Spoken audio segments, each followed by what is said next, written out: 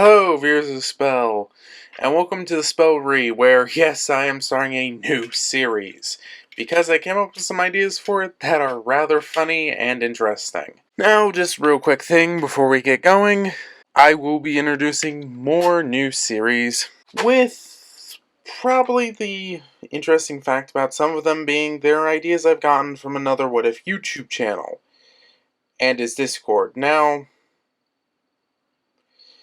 the YouTube channel is named Insane Monster, and unfortunately, he's been dark on his own YouTube channel and Discord for over a year. And some of his ideas are really good, and some of the ideas he never finished or brought to a conclusion are really good. So I think I might try to complete them in at least a spiritual sense. But with that being said, let's begin with this new what if of what if Midoriya was Yami's reincarnation? I sincerely hope you enjoy. We start in the Clover Kingdom, at the final battle, as they are losing. Many Magic Knights are dead, scattered around, as the plan has failed. But there's one last hope, as Captain William Vengeance has managed to survive to this point in this timeline, activating the Rebirth Protocol. This was a magic that Julius Novachrono had finished just in time, combining the reincarnation magic of the elves with William's World Tree. They would send the souls of everyone who's died on the continent to another world. As Yami was trying to hold off Lucius, as Lucius would blast Yami, as a large hole would open up in his chest, as Yami would go down. As Lucius said, "I'm trying to bring world peace. You, better than anyone, should know that," as he was cut off as tree roots started shooting up, as light surrounded, as he looked around in surprise and said, "Who would have guessed this small, 1 in a million chance would occur?" As he rushed off to try to find William to stop this. For this would mean that all of his plans would go to waste. As Yami's mental state would fade, he could feel that Lucius couldn't stop this. The magic was already in effect. Even if he killed William, it would have no difference. As his mind floated, wondering who he would run into in this new world.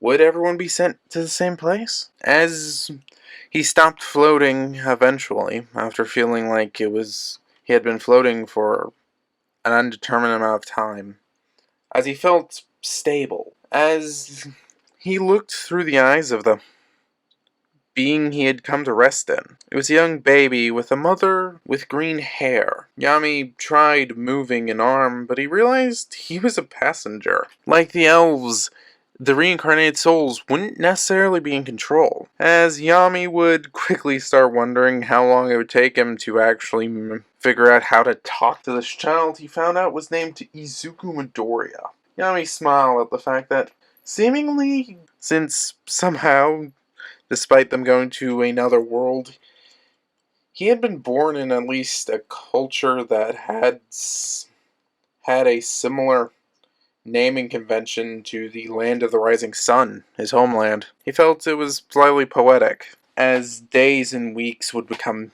years, Midoriya would befriend a boy named Bakugo, and he was told he was quirkless. Yami scoffed, as internally he said, "I wonder if this kid's just going to turn into this version of Asta." But, I think this will be interesting. As one day, Bakugo would be bully someone as Izuku got in front of him and told him, stop acting like a villain, Kanchan." As Bakugo got angry at hearing this, as he prepared to blow up Izuku. As the fight would start, Izuku would pick up a stick to try to defend himself, as he felt nostalgic about holding it for some reason, as he swung. And to his surprise, dark shadows would begin accumulating around the stick. As Yami, inside his mind, would be trying to push his memories and his magic into Midoriya. As Midoriya, after getting knocked to the ground, would get back up, say, "I'm gonna stop you from hurting him!" As he rushed in, with shadows starting to emanate off of his body, and the stick he was wielding as he hit Bakugo in the face. This would not be a victory for Izuku, or at least not completely.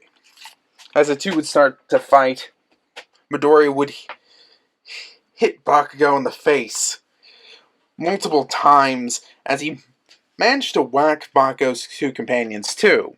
Bakugo's quirk being, at least at this stage, more powerful, would detonate, leaving Izuku with multiple bruises, as Bakugo would be left with many bruises as well, thanks to a dark magic-empowered stick. As they both would stand there panting, this fight would stop. After Midoriya would get home, the next day, Bakugo's mother would come over and apologize. Bakugo hadn't been able to hide what happened after all the bruises. And frankly, Midoriya didn't even really care on what happened. He had gotten a quirk. The diagnosis was wrong. The diagnosis that had held him down for months. And he had a quirk. It didn't matter that people had already called it villainous. Midoriya would make it work. He would become a hero. As inside of his head, Yami would smile. As he remembered back to Julius setting this up. He remembered asking Julius about what the whole plan was. As Julius had told him, he made this in case the devils won. It wasn't even completely his idea. Other wizard kings had thought of a similar idea. But with the elves revealing the presence of reincarnation magic, and William's world tree magic, along with the Heart Kingdom's natural mana method, mixed with some other spatial magic, Julius had an idea. He would attach beacons around the Clover Kingdom, and they would transport the souls to another world, along with magic and even grimoire towers, with the plan of basically going to some other world if the demons overran this one. As Yami smiled, as he thought, as Yami would look around, when he had first entered the mindscape, all it was dark. But as Midoriya had grown, the mindscape had grown along with it. Grass and trees, to buildings.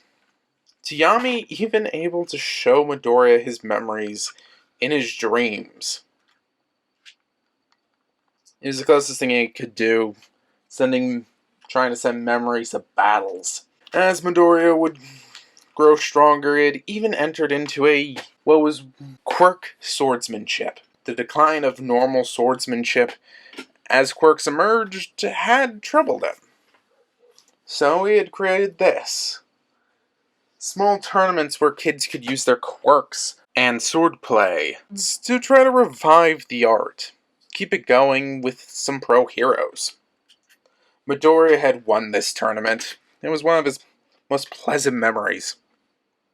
He battled strong fighters and won. But yet, people still call this quirk villainous. Inside of his head, Yami would scoff. Even though they're in a different world, some things stay the same. We've flashed to Midoriya in his final year of middle school. He was 14, and everyone already was talking about him. He had a fearsome darkness quirk, and it didn't help that he constantly had a wooden practice sword on him. He had won an actual sword at the tournament, but he wasn't allowed to carry that around for obvious reasons. Instead, he carried a wooden practice sword that he could always imbue with his darkness. Midoriya always felt off, without at least some weight on his hip. As the teacher was about to pass around, Midoriya wasn't sure. He had been tired doing hero studies and trying to work on his quirk the night before. He was still top of his class, but he had been dozing off. He had been constantly getting memories of battles with darkness and an unknown man. As Midoriya just asked, why are they handing out stuff to relate to jobs before any of us even go to high school? Shaking his head just in time for him to see the teacher throw them up in the air and say, we all know you just want to go to the hero track. As everyone went wild. As Midoriya started to think, man, I really need to stop working on my quirk late at night trying to come up with theories. I can't be tired this often.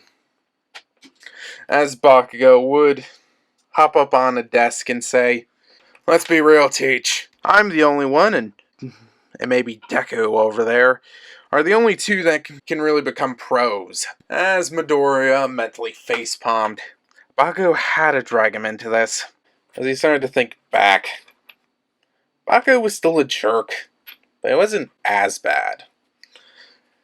As he thinks back to the time when Mitsuki brought him over to apologize, Bakugo had repaired their friendship to a point, but instead of Bakugo and Midoriya getting back to how they were, Bakugo, as they left after apologizing, turned to Izuku and said, I'm still gonna call you Deku, because you're still a Deku until you become the #1 hero. And you're never gonna become the #1 hero because I am!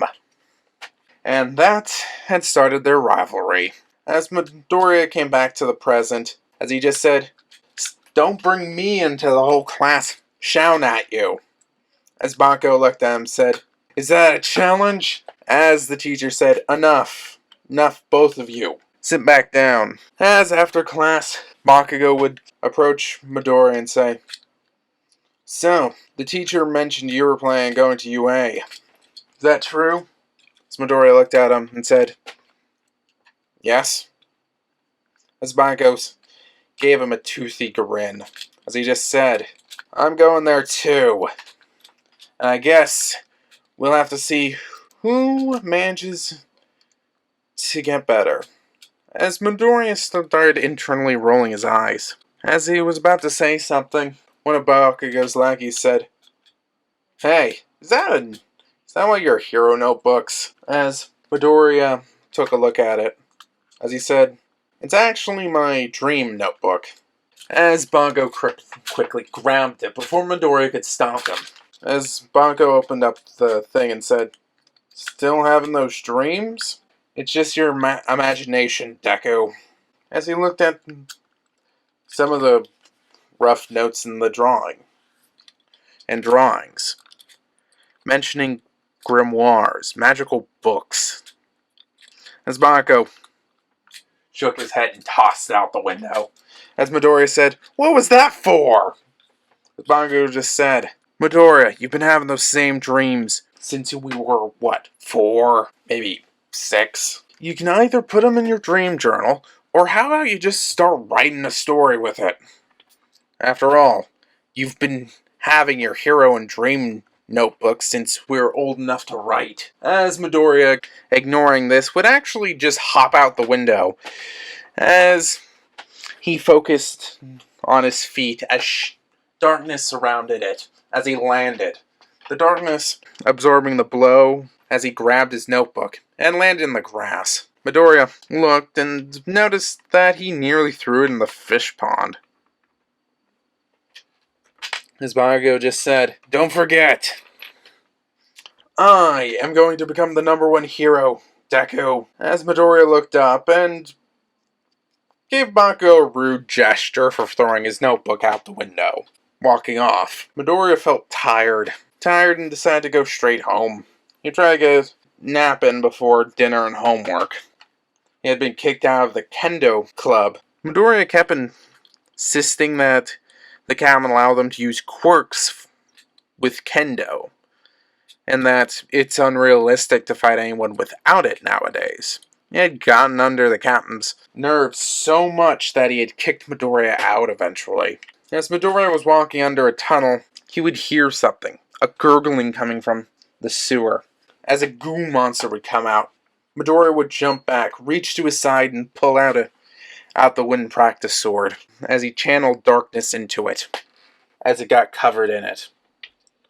As the sludge monster would just say, "Alright, kid, I see you're a feisty one. Where about me? I'm just gonna try to steal your body," as he tried leaping to him, as Midoriya brought his sword up and brought it down, as a wave of darkness came off of it, as it hit the sludge monster. The sludge monster cried out in pain as the blow managed to peel into the sludge monster. As he tried going at Midoriya, Midoriya would dodge before cutting through the tendril. But as the sludge fell, it reached down and grabbed Midoriya, the sludge monster coming in for an attack. As Midoriya would hear someone say, "Detroit Smash!" As Midoriya had two thoughts in those seconds, one of which being, "Oh man, it's All Might!" And the second thought is, "Oh crap, I don't think he sees me!" As air pressure would come out and hit both of them. As Midoriya would have wind knocked out of him, as he would pass out. A second later, he would shake his head and see All Might tapping him, as he would see All Might finishing to gather up the sludge villain in soda bottles. Midoriya would have a few seconds wondering how on earth did All Might get the sludge villain trapped in, 2-liter soda bottles. As Midoriya would shake his head and say, "It's All Might. Can you..." As All Might said, "I already did." As he looked in his notebook and saw All Might already signed it. As All Might said, "Sorry about that, kid. I didn't see you there at first." As Midoriya would sense something. He had noticed in his dreams and had tried picking up on it. The dreams always called it ki. But when he felt All Might's, the ki felt off. He couldn't quite put his finger on it. As All Might would just say, "You're a brave kid. I think you'll be a great hero one day." As Midoriya was super happy, but it seemed like All Might was hurrying. As before Midoriya could even say anything, All Might would jump off. Midoriya shrugging. As, thanks to the adrenaline, Midoriya was fully awake. Midoriya would shrug. "Instead of a nap, I guess I'll go do something by the arcades." As Midoriya would start moving towards the arcades. As he would be getting close, he would hear a large explosion as he rushed forward. As he would see the same sludge villain attacking Bakugo. As fire raged in the area, it was clear Bakugo was trying to use his explosions to get free, but he couldn't. He looked around to see what the pro heroes were doing, and, well, the first reaction would probably be they weren't doing their jobs, but Midoriya, with his experience analyzing quirks, realized it wasn't their fault. After all, one of the heroes had at least part of his body made out of wood. And fire wasn't really good. Another one was trying to contain the fire, and most of the others were just trying to get people out of buildings and try to keep the fire under control. No one had a quirk strong enough to try to get Bakugo out of the sludge villain. His body started moving on his own, as he brought out his practice sword and threw his bag at the sludge monster. The sludge monster swiped it away and said, "You!" as he tried whipping his arm back and hitting Midoriya with it. Midoriya would dodge and come up with his sword. as the sludge monster would push him back as another tendril would shoot out, Midoriya would jump back. As Midoriya took a second to think, he would think, oh god, what was I thinking? How am I gonna get Bakugo out of this thing's clutches? My quirk can't do it. I'm not physically strong enough to blow it away like All Might. In fact, I don't even think his quirk's super strength. What am I gonna do? As an event would occur at this time. And the following days. As something would go flying in the air and go right in front of Midoriya.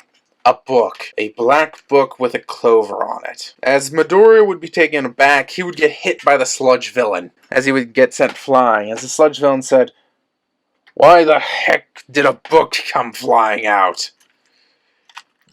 Did some poor civilian try throwing a book at me with their quirk?" As the book would float back towards Midoriya. As the pages would flip. As Midoriya would read it. Midoriya would glance and see it. As he smiled. As he rushed forward, the pages in the book would flip. As Midoriya would yell, "Dark magic! Dark slash!" As a wave of darkness would fly at the sludge villain. As the sludge villain would just shoot out sludge to defend as it cut through it. As it slammed into the sludge villain and Bakugo. The sludge would clear a little bit as Bakugo would push his hands towards the ground and explode, sending himself up. As the sludge villain would get larger and prepare to swap both of them with his tendrils, All Might would come out of nowhere and release a smash, so powerful it changed the weather. As Midoriya would look up at him and say, "So cool." Bakugo would look at Midoriya and say, "I can't believe you've already gotten stronger." As this would go similar to in canon, where Midoriya would be lectured for his actions. Bakugo would be slightly praised. The next day, Midoriya would wake up as his mother said, "Midoriya, I'm glad you're up. Your two friends are at the door." As Midoriya would look and see Bakugo and Noct walking in. As he looked at him and said, "Why are you here?" As they both held up a book with a 3-leaf clover on it. Alright, that's where we're going to leave it for this time. Just remember, liking the video and how many views determines whether or not this series continues. We're almost at 200 subscribers, so I'm going to do a 200 subscriber special. And I hope you have a good day. This will be Spro Re. Sign off.